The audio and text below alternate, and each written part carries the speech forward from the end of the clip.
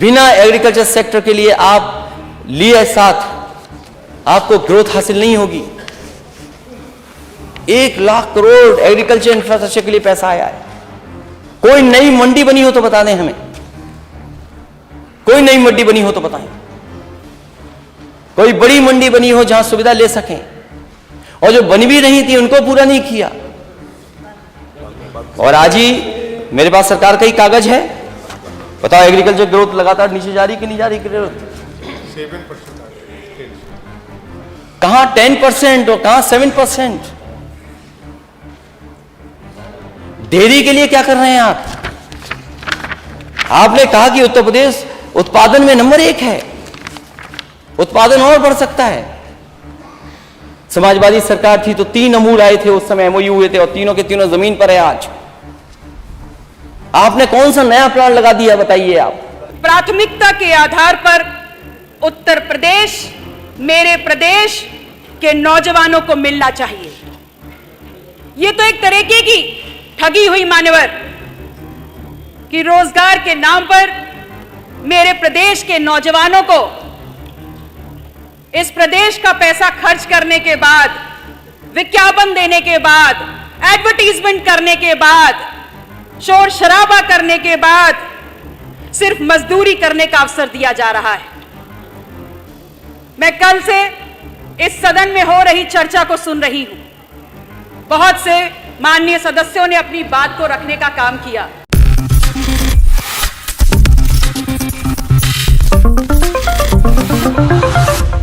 नमस्कार, मैं प्रांशी राठौर और आप देख रहे हैं नेक्स्ट 9 न्यूज। यूपी में इन दिनों काफी ज्यादा हंगामा मचा हुआ है। दरअसल उत्तर प्रदेश में इन दिनों विधानसभा सत्र चल रहा है और इस विधानसभा सत्र के चलते इस वक्त योगी सरकार निशाने पर बनी हुई है। विधानसभा में जमकर हंगामा किया जा रहा है, नारेबाजी की जा रही है यहाँ पर योगी सरकार के खिलाफ। ऐसे में देखा जाए तो इस बीच बिल्कुल भी पीछे नहीं रही हैं सिराथू सीट से सपा विधायिका पल्लवी पटेल। जी हां, अपना दल कमेरावादी से पल्लवी पटेल ने खुलकर अपनी बात रखी और योगी सरकार के वादों पर उन्होंने यहां पर अपनी बात रखी। दरअसल आपको बता दें कि सपा प्रमुख अखिलेश यादव ने डंके की चोट पर यहां पर सदन में अपनी बातें रखी कि योगी सरकार आखिरकार यूपी में विकास के लिए क्या कुछ करती हुई नजर आ रही है, और दूसरी ही तरफ यहां पर सीएम योगी आदित्यनाथ कई बातों पर हंसते हुए भी नजर आए हैं। लेकिन यहां पर देखा जाए तो चाचा शिवपाल सिंह यादव भी अपनी बात रखे। प्रदेश की स्वास्थ्य व्यवस्था पर उन्होंने सवाल खड़े कर दिए और दूसरी ही तरफ कुंडा से विधायक राजा भैया ने भी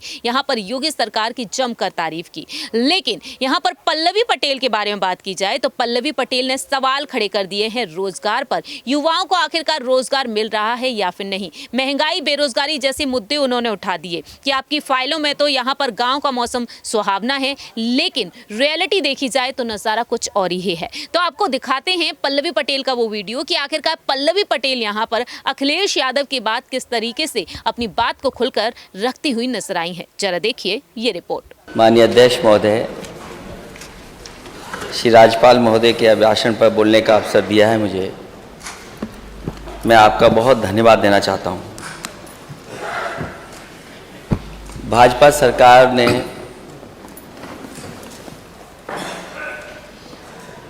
श्री राज्यपाल महोदय का बहुत समय खराब किया।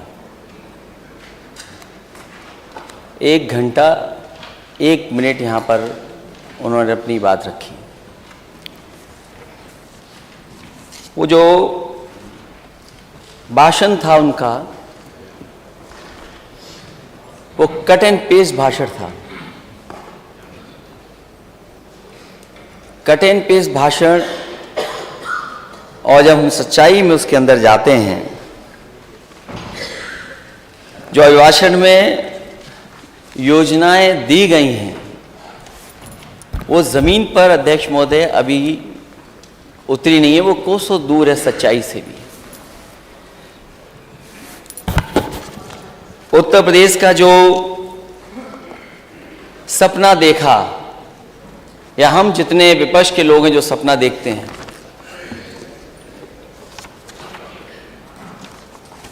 उत्तर प्रदेश देश का सबसे बड़ा प्रदेश है। और कई बार मैंने इसी सदन में नेता सदन को, और बहुत सारे राजनेताओं को अखबारों में और कई लेखों में ये पढ़ा है और देखा है, और ये अभिभाषण में भी आया है कि उत्तर प्रदेश की अर्थव्यवस्था अगर बेहतर होगी तो देश की अर्थव्यवस्था बेहतर होगी। अगर उत्तर प्रदेश खुशहाली के रास्ते पे जाएगा तो देश भी आगे खुशहाली के रास्ते पे जाएगा।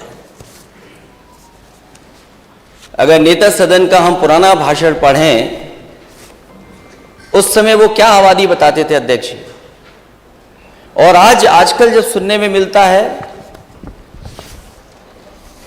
तो नेता सदन और कई आंकड़ों में कहा जाता है कि उत्तर प्रदेश की आबादी 25 करोड़ है।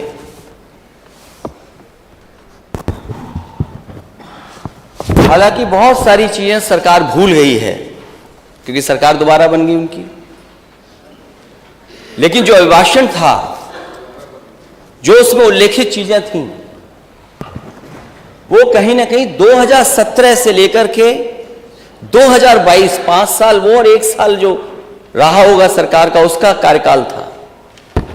तो मैं सरकार को कुछ याद दिलाना चाहता हूं। याद दिलाने से पहले, क्योंकि वित्त मंत्री जी मुझे दिखाई दे गए तो शेर याद आ गया। मैं अध्यक्ष महोदय निवेदन करूंगा अपने संसदीय कार्य मंत्री जी से कि अपने ही सहयोगी विधायिका से कुछ अच्छा लिखवा लीजिए कर। आज इस सदन में आपने मुझे महामहिम राज्यपाल जी के अभिभाषण पर संशोधन प्रस्ताव रखने का अवसर प्रदान किया। इस बाबत मैं आपकी और पूरे सदन की आभारी हूं। इन्वेस्टर समिट और ग्लोबल इन्वेस्टर समिट के नाम पर ये तमाम घोषणाएं महज एक छलावा है। जब तक ये साफ साफ प्रदेश की जनता के सामने ना रखा जाए और ये बताने का काम ना किया जाए कि पूर्व में इस तरीके के जो आयोजन किए गए, इसका प्रदेश को क्या लाभ मिला। और मान्यवर, ये स्पष्ट करना चाहूंगी कि ये लाभ कागजों पर लिखे आंकड़ों में नहीं, बल्कि धरातल में आम जनता को खुद दिखने चाहिए। सरकार यदि उद्योगों को बढ़ावा देना चाहती है और बढ़ावा देने की नीयत अपनाती है, नीति अपनाती है, तो मुझे इससे कोई गुरेज नहीं है। लेकिन इसमें वो उद्योग करने का, लगाने का, वो व्यवसाय करने का अवसर प्राथमिकता के आधार पर उत्तर प्रदेश, मेरे प्रदेश के नौजवानों को मिलना चाहिए। ये तो एक तरीके की ठगी हुई मान्यवर कि रोजगार के नाम पर मेरे प्रदेश के नौजवानों को इस प्रदेश का पैसा खर्च करने के बाद, विज्ञापन देने के बाद, एडवर्टीजमेंट करने के बाद, शोर शराबा करने के बाद सिर्फ मजदूरी करने का अवसर दिया जा रहा है। मैं कल से इस सदन में हो रही चर्चा को सुन रही हूं। बहुत से माननीय सदस्यों ने अपनी बात को रखने का काम किया और इस दौरान मैंने अपने एक सम्मानीय सदस्य की बात सुनी, जिन्होंने छाती पीट पीट कर स्कूल चलो अभियान का बखान किया। उन्होंने बताया कि स्कूल चलो अभियान के अंतर्गत लगभग 1.64 लाख शिक्षकों का चयन और तैनाती की गई। कृपया पीछे ना बात करें। बताना चाहती हूं कि आप ये बताइए, ये मजाक आप क्यों कर रहे हैं? आप ये क्यों नहीं बता रहे कि आपके सरकारी स्कूलों में पढ़ने वाले बच्चों की संख्या किस अनुपात में घट रही है? आप ये क्यों नहीं बता रहे कि जिन स्कूलों में तैनाती की है, वहां की आधारभूत संरचना क्या स्कूल कहलाने की गरिमा के लायक है? कहीं दीवार नहीं है, कहीं बिजली नहीं है, मेज कुर्सी नहीं है, शौचालय नहीं है, पानी नहीं है। और जब मैंने स्वयं सरकार से इस प्रश्न को किया तो सरकार की तरफ से बड़ा ही निर्लज्जता भरा जवाब आता है कि हमारे पास मेज कुर्सियों के लिए बजट नहीं है। जिधर नजर डालो इस अभिभाषण में सब कुछ हास्यास्पद है। ऐसा लग रहा है कि सरकार प्रदेश की लोगों की तकलीफों को, उनके भविष्य को और उनके पूरे जीवन के लिए गंभीर ही नहीं है। वो लोगों की भूख, गरीबी, अशिक्षा, बेरोजगारी का मजाक उड़ा रही है। और सबसे बड़ा सवाल ये उठता है कि अगर सरकार शिक्षा, स्वास्थ्य और रोजगार इन तीनों क्षेत्र में निजी पूंजी निवेश के आधार पर अपनी उपलब्धियां बताना चाहती है तो उसे यह भी जरूर बताना होगा कि इस प्रदेश की जनता से जो भारी भरकम टैक्स के नाम पर वसूली होती है वो पैसा कहां जा रहा है।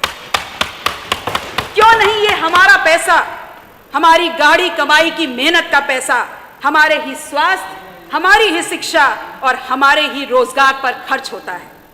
माननीय अध्यक्ष जी, ये अभिभाषण महज छलावा है। मैं और मेरे साथ यहां समूचा विपक्ष इस तरीके के अभिभाषण को सरकार की अगंभीरता और गैर जिम्मेदार रवैया मानते हैं। इस प्रदेश के एक बड़े हास्य कलाकार, स्वनाम धन श्री राजू श्रीवास्तव जी आज हमारे बीच में नहीं हैं। तो सरकार की इस तरीके की घोषणाएं और बातें सुनने से लगता है कि राजू श्रीवास्तव जी की कमी पूरी कर रहे हैं, प्रदेश की जनता के साथ मजाक कर रहे हैं। मेरा आग्रह सिर्फ मेरे जनपद महात्मा गौतम बुद्ध की तपोस्थली कौशाम्बी के लिए नहीं, बल्कि मेरे संपूर्ण प्रदेश उत्तर प्रदेश के लिए है कि इस अभिभाषण में प्रदेश सरकार में बैठे जिन लोगों ने आम जनता की गाड़ी कमाई की भारी लूट खसोट की है उस पर भी बात होनी चाहिए थी, उसको भी शामिल किया जाना चाहिए था। मान्यवर, जब से ये चर्चा शुरू हुई है और हम लोग बीच बीच में उठ करके माननीय पल्लवी जी समाप्त करें जाते हैं तो इस सदन में चल रही शेरो शायरी की बातें बड़ी आम हो रही हैं। तो इस दौरान मेरे अंदर का कवि भी थोड़ा सा गुदगुदाने लग गया। बस उसी से समाप्त करिए। मुझे भी धूमिल सी दो लाइनें याद आ गई। बिल्कुल बिल्कुल। और वो कह करके अपनी बात को समाप्त करूंगी। जी जी। कि तुम्हारी फाइलों में गांव का माहौल और मौसम बहुत गुलाबी है। तुम्हारी फाइलों में गांव का माहौल और मौसम बहुत गुलाबी है, लेकिन ये आंकड़े सभी झूठे और ये दावा किताबी है। बहुत बहुत धन्यवाद। जैसा कि आप सभी ने देखा, जाना इस रिपोर्ट के जरिए कि पल्लवी ने यहाँ पर किस तरह से खुलकर अपनी बात रखी है। क्या वाकई में आप भी पल्लवी पटेल से सहमत हैं, ये आप बता सकते हैं कमेंट सेक्शन में।